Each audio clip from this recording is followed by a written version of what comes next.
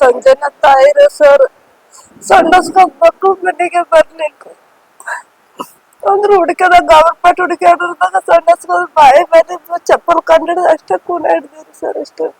ನಮ್ಗೆ ಏನ್ ಹೇಳ್ರಿ ಸರ್ ಸಂಡಸ್ಕೊಂಡ್ ಬರ್ತೀವಿ ಅಂತ ಅಷ್ಟೇ ಹೇಳ್ರಿ, ಮತ್ತೆ ಏನು ಹೇಳ್ರಿ.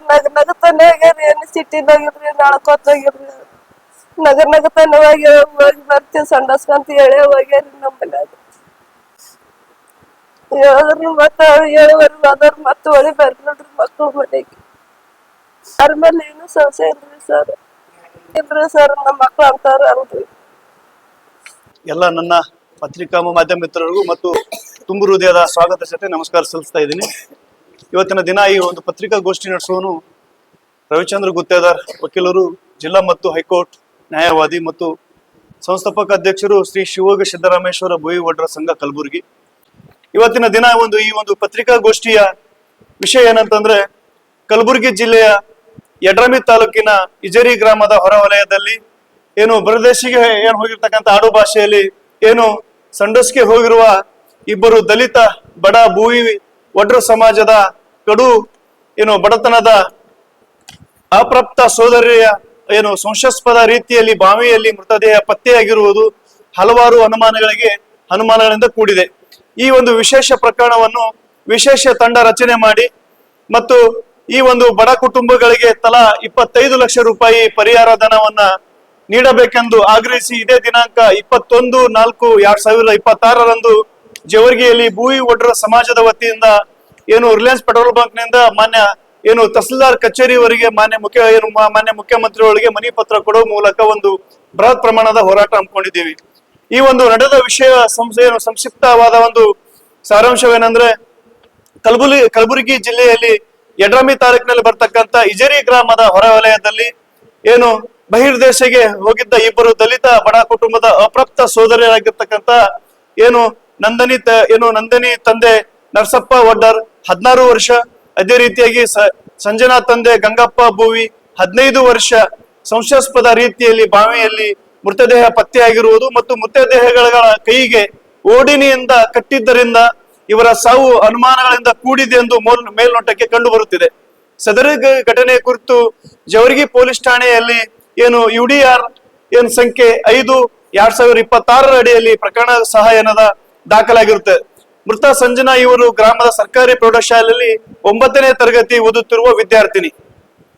ಘಟನೆಯ ಸಾರಾಂಶ ಏನಂತಂದ್ರೆ, ಭಾನುವಾರ ಸಂಜೆ 12/4/2026 ಇಬ್ಬರು ಬಾಲಕಿಯರು ಏನು ಬಹಿರ್ದೇಶಕ್ಕೆ ಹೋಗಬೇಕೆಂದು ಮನೆಯಲ್ಲಿ ಹೇಳಿ ಹೊರಟೋಗಿದ್ದರು. ತಡರಾತ್ರಿ ಆದರೂ ಮನೆಗೆ ಬರದೇ ಇದ್ದಾಗ ಕುಟುಂಬದವರು ಗಾಬರಿಗೊಂಡು ರಾತ್ರಿ ಇಡೀ ಗ್ರಾಮದಲ್ಲಿ ಹುಡುಕಾಡಿದರೂ ಸಹ ಸುಳು ಸಿಕ್ಕಿರಲಿಲ್ಲ. ಆದರೆ ರಾತ್ರಿ ಸುಮಾರು 11ರಿಂದ 12 ಗಂಟೆಗೆ ಆ ಒಂದು ಬಹಿರ್ದೇಶಕ್ಕೆ ಹೋಗುವ ಜಾಗದಿಂದ ಸುಮಾರು 500ರಿಂದ 600 ಮೀಟರ್ ದೂರದಲ್ಲಿರ್ತಕ್ಕಂಥ ಒಂದು ಹಾಳು ಬಾವಿ ಹತ್ತಿರ ಇಬ್ಬರು ಮಕ್ಕಳ ಒಂದು ಚಪ್ಪಲಿ ಮತ್ತು ಒಂದು ಟಾರ್ಚ್ ಮೊಬೈಲ್ ಏನದಲ್ಲಿ ಒಂದು ಹೊರಗಡೆಯನ್ನ ಕಂಡು ಗಾಬರಿಗೊಂಡು ಸಂಬಂಧಪಟ್ಟ ಕುಟುಂಬದವರಿಗೆ ಮತ್ತು ಸಂಬಂಧಪಟ್ಟ ಪೊಲೀಸ್ ಇಲಾಖೆಗೆ ಅಗ್ನಿಶಾಮಕ್ಕೆ ಮಾಹಿತಿ ಕೊಟ್ಟಾಗ ಅಲ್ಲಿ ಬಂದು ನೋಡಿದ ತಕ್ಷಣ ರಾತ್ರಿ ಆಗಿರುವ ಸಂದರ್ಭಕ್ಕಾಗಿ ಬೆಳಗ್ಗೆ 7ರಿಂದ ಕಾರ್ಯಾಚರಣೆ ಮಾಡಿದಾಗ ಸುಮಾರು 10 ಗಂಟೆಯಿಂದ 11 ಗಂಟೆ ಸುಮಾರಿಗೆ ಈ ಒಂದು ನಮ್ಮ ಸೋದರಿಯ ಮೃತದೇಹಗಳು ಅನುಮಾನಾಸ್ಪದ ಒಂದು ರೀತಿಯಲ್ಲಿ ಕೈಗೆ ಓಡಣಿಯನ್ನು ಕಟ್ಟಿಕೊಂಡು ಒಂದು ರೀತಿಯಲ್ಲಿ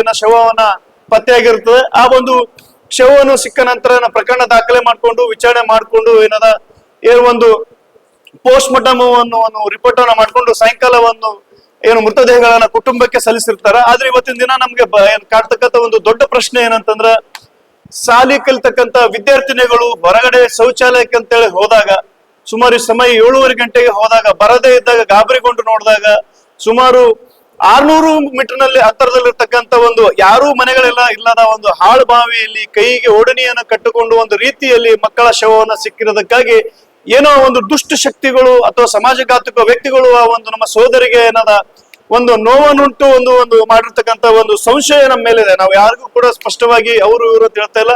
ಆದ್ರೆ ತನಿಖೆಯನ್ನ ಸೂಕ್ತ ರೀತಿಯಲ್ಲಿ ತನಿಖೆಯನ್ನ ಮಾಡಿದಾಗ, ಪೊಲೀಸ್ ಇಲಾಖೆ ತನಿಖೆಯನ್ನ ಮಾಡಿದಾಗ ಸತ್ಯಾಸತ್ಯ ಬಯಲಿಗೆ ಬರುತ್ತದೆ.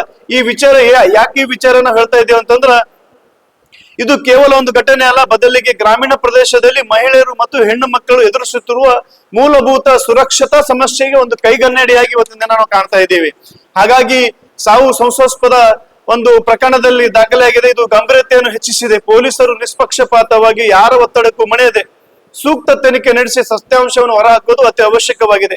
ಇಂಥ ಪ್ರಕರಣಗಳು ಭವಿಷ್ಯದಲ್ಲಿ ಪುನರಾವರ್ತಿ ಆಗದಂತೆ ತಡೆಯಲು ಸರ್ಕಾರ ಮತ್ತು ಪೊಲೀಸ್ ಇಲಾಖೆ ಮುಂದಾಗಲು ಕೈಯನ್ನು ಕೈಗೊಳ್ಳಬೇಕಾಗಿದೆ. ಪ್ರತಿಯೊಬ್ಬ ವ್ಯಕ್ತಿಗೂ, ವಿಶೇಷವಾಗಿ ಮಹಿಳೆಯರಿಗೂ ಹಾಗೂ ಮಕ್ಕಳಿಗೂ ಗೌರವಿತ ಮತ್ತು ಸುರಕ್ಷಿತ ಜೀವನ ಖಾತ್ರಿಪಡಿಸುವುದು ಸರ್ಕಾರದ ಮತ್ತು ಪೊಲೀಸ್ ಇಲಾಖೆಯ ಆದ್ಯ ಕರ್ತವ್ಯವಾಗಿದೆ. ಹಾಗಾಗಿ ಸೂಕ್ತ ರೀತಿಯಿಂದ ತನಿಖೆಯನ್ನು ಕೈಗೊಂಡು ಈ ಒಂದು ಬಡ ಕುಟುಂಬಕ್ಕೆ, ಯಾಕಂದ್ರೆ ನಮ್ಮ ಭೂಯಿ ಒಡ್ರ ಸಮಾಜದವರು ಒಂದು ಕುಗ್ರಾಮ ಆಗಿರ್ತಕ್ಕಂಥ ಒಂದು ಗ್ರಾಮದಲ್ಲಿ ವಾಸಿಸುತ್ತಾ ನಮ್ಮ ಸಂಜನಾ ಮೃತ ಸಂಜನಾ ಅವರ ತಂದೆಗೆ ಹುಟ್ಟುತ್ತಿಂದ ಮೂಕು ಅಂದ್ರೆ ಮಾತಾಡಕ್ ಬರಲ್ಲ.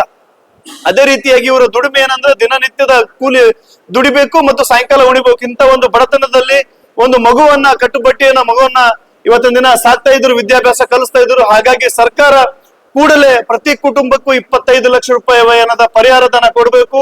ಮತ್ತೆ ಈ ಪ್ರಕರಣವನ್ನ ವಿಶೇಷ ತಂಡ ರಚನೆ ಮಾಡಬೇಕು. CIDಗೆ ಎನ್ಕ್ವೈರಿಗೆ ಕೂಡಿಸ್ಬೇಕು. ಅದೇ ರೀತಿಯಾಗಿ ಈ ಒಂದು ಬಡ ಕುಟುಂಬದ ಸರ್ಕಾರದಿಂದ ಬರ್ತಕ್ಕಂಥ ಸವಲತ್ತನ್ನ ಸಹ ಒದಗಿಸ್ಬೇಕು. ಈ ಒಂದು ಪತ್ರಿಕಾ ಮಾಧ್ಯಮ ವತಿಯಿಂದ ನಮ್ಮ ಜವರ್ಗಿ ತಾಲೂಕು ಭೂವಟ ಸಮಾಜ ವತಿಯಿಂದ ಇಲ್ಲಿವರೆಗೂ ಸಂಬಂಧಪಟ್ಟ ಅಧಿಕಾರಿಗಳು ಈ ಬಡ ಕುಟುಂಬದ ಮನೆಗೆ ಸ್ವಾಂತನ ಹೇಳೋದಾಗಿರ್ಲಿ ಅಥವಾ ಧೈರ್ಯ ತುಂಬುವ ಕೆಲಸವನ್ನು ಸಹ ಈ ಅಧಿಕಾರಿಗಳು ಮಾಡಿಲ್ಲ. ಹಾಗಾಗಿ ನಾವು ತಾಲೂಕು ದಂಡಾಧಿಕಾರಿಗಳಿಗೂ ಮತ್ತು ಇನ್ನಿತ ಸಂಬಂಧಪಟ್ಟ ಇಲಾಖೆಗೂ ನಾವು 21ನೇ ತಾರೀಕು ಖಂಡಿಸಿ ಇವತ್ತಿನ ದಿನ ಮನವಿ ಪತ್ರವನ್ನು ಕೊಡುವ ಮೂಲಕ ನಾವು ಈ ಒಂದು ಬಡ ಕುಟುಂಬಕ್ಕೆ ನ್ಯಾಯ ಒದಗಿಸುವ ಒಂದು ಕಾರ್ಯಪ್ರವೃತ್ತಿಯಲ್ಲಿ ತೊಡಗಿದ್ದೀವಿ. ಹಾಗಾಗಿ ಈ ಹೋರಾಟಕ್ಕೆ ಎಲ್ಲಾ ಸಮಾಜದ ಸಂಘ ಸಂಸ್ಥೆ ಅಧ್ಯಕ್ಷರುಗಳು, ಸಮಾಜದ ಮುಖಂಡರುಗಳು ಮತ್ತು ಕನ್ನಡ ಪರ, ರೈತ ಪರ, ದಲಿತ ಪರ, ಇನ್ನಿತರ ಸಾಮಾಜಿಕ ಹೋರಾಟಗಾರರು ಈ ಹೋರಾಟಕ್ಕೆ ಕೈಯನ್ನ ಜೋಡಿಸಿ ಶಕ್ತಿಯನ್ನ ತುಂಬಬೇಕೆಂದು ಕಳಕಳಿಯಿಂದ ನಮ್ಮ ಭೂವಿ ಒಡ್ರು ಸಮಾಜದ ವತಿಯಿಂದ ನಾನು ಕಳಕಳಿಯಿಂದ ವಿನಂತಿಯನ್ನ ಮಾಡ್ಕೊಳ್ತಾ ಇದ್ದೀನಿ. ಈಗಾಗಲೇ ನಾವು ಈಗಾಗಲೇ ಸ್ಪಷ್ಟವಾಗಿ ಹೇಳಿದ್ದೀವಿ, ನಮ್ಮ ಸೋದರಿಯರ ಕೈಗೆ ಬಟ್ಟಿ ಕಟ್ಟುವ ರೀತಿಯಲ್ಲಿ ಮಾಹಿತಿ ಸಿಕ್ಕವ. ಹಾಗಾಗಿ ನಮ್ಗೆ ಕಾಣದ ದುಷ್ಟ ವ್ಯಕ್ತಿಗಳು ಅಲ್ಲಿ ಒಂದು ಅತ್ಯಾಚಾರವನ್ನ ಮಾಡಿರುವ ಅನುಮಾನ ಅದ. ಹಾಗಾಗಿ ಯಾವೊಬ್ಬ ವ್ಯಕ್ತಿಗೆ ರಕ್ಷಣೆ ಕೊಡೋಗೋಸ್ಕರ ಕೆಲವು ರಾಜಕಾರಣಿಗಳು ಪೊಲೀಸರ ಮೇಲೆ ಇನ್ನಿತರ ಮೇಲೆ ಒತ್ತಡ ಹಾಕುವ ಮೂಲಕ ಪ್ರಕರಣವನ್ನ ಸಡಿಲಿಕೆ ಮಾಡಬೇಕು, ಪ್ರಕರಣವನ್ನ ಅಲ್ಲೇ ಕೈ ಬಿಡಬೇಕು ಅನ್ನೋ ವಿಚಾರದೊಂದಿಗೆ ಮಾಡ್ತಾ ಇದ್ದಾರೆ. ಹಾಗಾಗಿ ನಾವು ಪೊಲೀಸ್ ಇಲಾಖೆಗೆ ನಾನು ಈ ನಮ್ಮ ಭೂವಿ ಒಡ್ರ ಸಮಾಜದ ಒತ್ತಾಯ ಮಾಡೋದೇನಂದ್ರ, ದಯವಿಟ್ಟು ಆ ಬಾಯಿ ಹತ್ರ ಇರ್ತಕ್ಕಂಥ ಅಲ್ಲಿ ಹೋಗಿ CDR ಅನ್ನ ಹಾಕಿ, ಮತ್ತೆ ನಿಮ್ಮ ವೈಜ್ಞಾನಿಕ ಉಪಕರಣಗಳನ್ನ ಮಾಡೋ ಮೂಲಕ ಯಾರ್ಯಾರು ಓಡಾಡಿದಾರ, ಯಾರ್ಯಾರು ಮೊಬೈಲ್ ಟವರ್ ಅನ್ನ ಆಗಿದೆ ಎಲ್ಲಷ್ಟು ಮಂದಿಗೆ ವಿಚಾರಣೆ ಮಾಡಿದ್ರೆ ಸತ್ಯ ಅಸತ್ಯ ಬಯಲಿಗೆ ಬರ್ತದ. ಬಡ ಕುಟುಂಬಕ್ಕೂ ನನ್ನ ಸೋದರಿಗೂ ಸಾವಿಗೂ ಕೂಡ ನ್ಯಾಯನ ಸಿಗುತ್ತದ ವಿಚಾರದೊಂದಿಗೆ ತನಿಖೆಯನ್ನ ಮಾಡ್ಬೇಕಾಗ್ಯದ. ಹಾಗಾಗಿ ತನಿಖೆಯನ್ನ ಚುರುಕು ಮಾಡೋಕ್ಕೋಸ್ಕರನೇ 21ನೇ ತಾರೀಕು ನಾವು ಬೃಹತ್ ಹೋರಾಟವನ್ನ ಜವರ್ಗಿ ಪಟ್ಟಣದಲ್ಲಿ ಹಮ್ಮಿಕೊಂಡಿದ್ದೀವಿ ಸರ್.